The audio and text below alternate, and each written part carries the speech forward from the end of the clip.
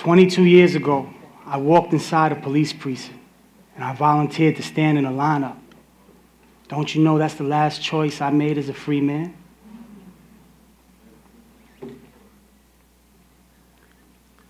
That choice led to an incarcerated journey of interesting discoveries, such as Viktor Frankl, a person who survived the Holocaust and said, when we are no longer able to change a situation, we are challenged to change ourselves. Now, isn't that right?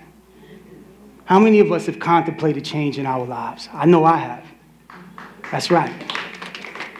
Well, change starts with choices, and choices can change our lives for better or for worse, because choices are the building blocks of humanity. Now, journeys provide us with insight. So let's journey into the lives of two brothers born 3 years apart. Let's make a point. John and Jacob, they were raised in the same environment. They attended the same schools. They were growing up with the same advantages and the same disadvantages.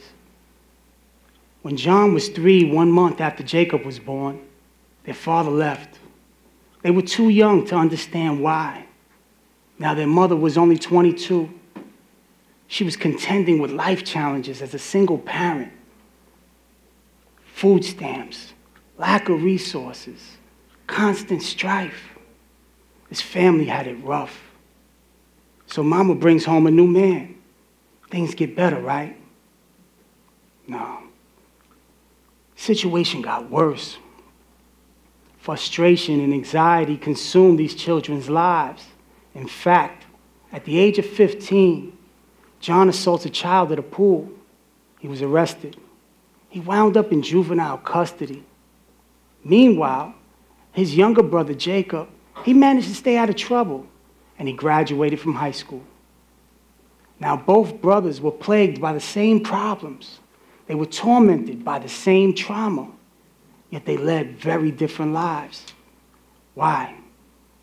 You see, this story is not about right or wrong. Children make poor decisions all the time. This story is about growing up with similar circumstances and our power to generate different outcomes. The differences in John and Jacob's lives were not determined by what happened to them. Their differences were determined by how they responded to what happened to them. And I know this personally because these brothers, they're my sons.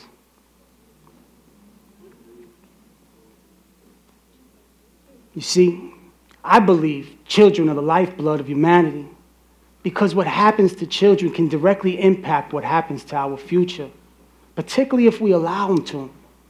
However, if we embed the significance of making healthy choices in children's minds at earlier stages of their lives, perhaps we can prevent them from becoming victims of violence, victims of addiction, and victims of incarceration.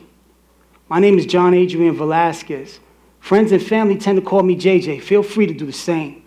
I want to redefine what matters by talking about the powerful connection between better choices and better lives. My incarceration, it tore the fabric of my family apart. Fortunately for us, my mother's thread was strong enough to bind our ends and keep us connected, even after my son was arrested. I'd like to invite you to watch a scene from an important part of my life to understand how a visit with my oldest son became an impetus for change and a catalyst for an extraordinary program at Sing Sing that is currently changing lives. This is the first time that you and I actually sit together, father and son, with nobody else here, heart-to-heart talk. It's about being you right now, you know? I get mad over the stupidest things. I don't even know what it be about sometimes. It just be, sometimes the way people talk to me, I just get mad. Don't talk to me like that. What's wrong with you? Yeah, I've seen you do that before. Now, and that's happened a lot lately. Like, it's basically like my attitude. And then when that happened, I'll be mad the rest of the day. I'll be mad the rest of the day. And it can happen in the morning. And at night, I'll think about it the whole day. And I just had an ugly look on my face the whole day. I don't even know, like, it's difficult. I don't even be understanding myself sometimes. Jay, I mean, I know that what's happened to you is a product of what happened to me. And you have a right to be angry about that. You have a right to be upset. But we're going to have to find a way to deal with it together. Now, I don't want to put a big burden on you, but it's something that I know that you can do. But you have to make that choice. It all comes down to choice. You have choices that you can make. Your choices will predict where you rest your head.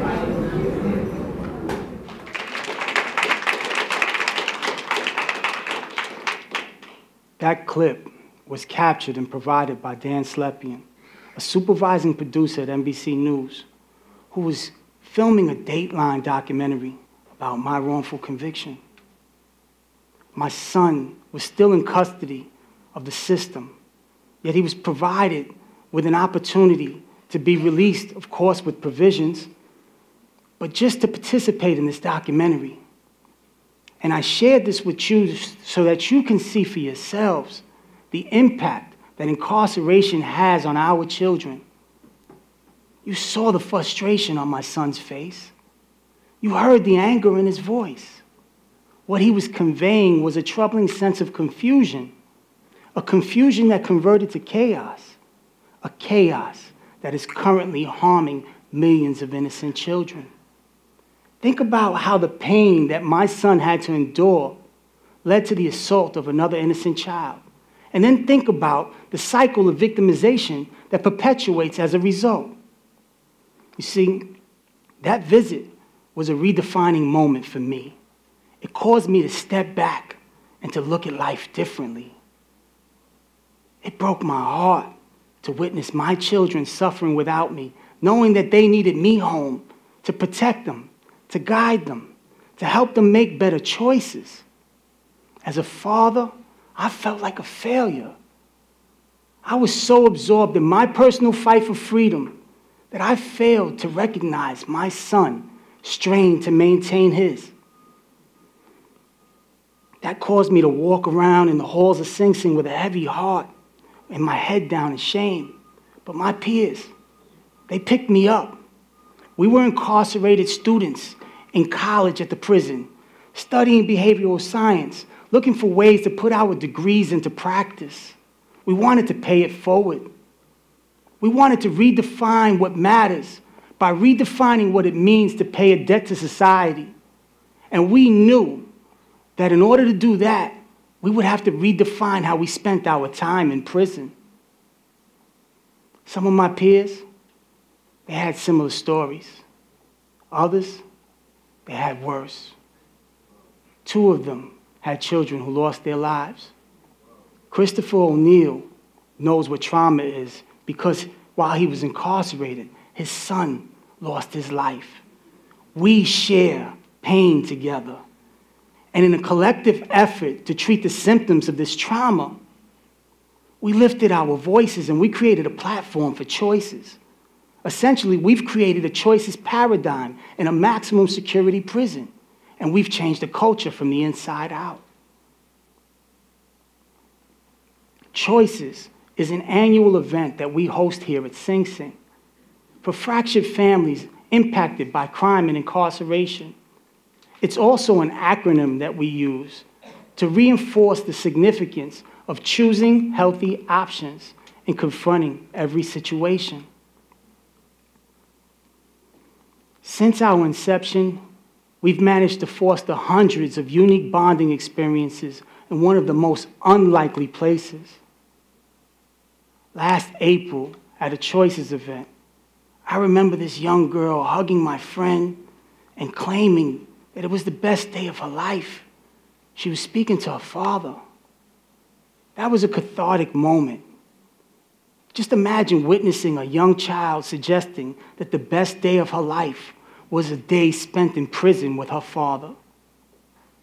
And to think that the best day of her life would not be possible had we not experienced the worst days of ours. That was heavy. Yet that is the power of our C.H.O.I.C.E.S events. You need to see these young children for yourselves. We have young ones ages 5 through 9 running around with the biggest smiles after getting their faces painted. Their joy just lingers in the air. It creates a positive atmosphere for everyone. It's so contagious. We also have activities for young participants up to the age of 17 to reinforce our theme of choosing healthy options and confronting every situation. It's remarkable to witness these young children taking the stage, owning their stories and sharing them so that others can learn from their mistakes. Activities like playback theater, they pull back the curtains on situations of regret, while facilitators reenact scenes from these children's lives to explore alternative choices together with the audience. Children rarely rationalize in real time. Playback theater gives these children an opportunity to step back from the drama, to analyze their options. Studies suggest that a decisive pause between a stimulus and a response provides greater opportunities to make better choices. And this is what our activities do. They demonstrate the power of contemplating choices carefully. My personal favorite are our group breakaways, where young participants gather together to become the champions of their communities by unpacking social issues that exist in their neighborhoods and their schools. I recall a group of 12-year-olds tackling racism like seasoned vets, while 3 other age groups participated in other groups talking about bullying and addressing it so strategically. It was amazing. It's remarkable what these children and what our youth can accomplish when provided with the right opportunities. These are the leaders of tomorrow. I once read, disruptive behavior is the symptom of a deeper harm. Perhaps some of these children are misunderstood. Perhaps if my son John had the proper opportunities and resources available to him, the assault of an innocent child and his incarceration could have been prevented. Adverse living experiences require protective factors to cultivate resilience. What happened to my family doesn't have to keep happening for us to recognize the need for change. C.S. Lewis once said, hardships often prepare ordinary people for extraordinary destinies. Imagine if we can come together collectively and expand these curriculums beyond the boundaries of prison walls. Imagine if we can come together collectively to place a heavier emphasis on healthy decision-making in our schools and communities across the nation. If we can do this here in a maximum security prison, we can do this anywhere. As a global community, don't we have a responsibility to breathe life into humanity through meaningful work? And not just for children that are impacted by crime and incarceration, but for all children. Why? Because children are the lifeblood of humanity. You see, children don't deserve to be neglected. They deserve to be protected. It's time for us to switch our focus from a paradigm that embraces youth incarceration to a paradigm that embraces youth intervention. After all, isn't crime prevention more conducive to public protection? And isn't public protection the aim and focus of society? Let me explain something. Let's make something clear. Let's bring this down, because we're about to end this event. This talk is not about me, my case, or my children. This talk is about us. This talk is about how we can come together collectively to overcome our trauma and turn it into triumph. This talk is about us and how we can invest in our future by raising the caliber of our communities.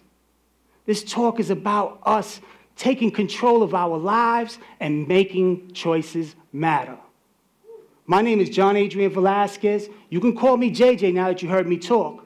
And I want to redefine what matters by asking you to redefine what it means to make healthy choices every time you confront a situation, right? So we're going to redefine what matters by choosing healthy options and confronting every situation. Thank you.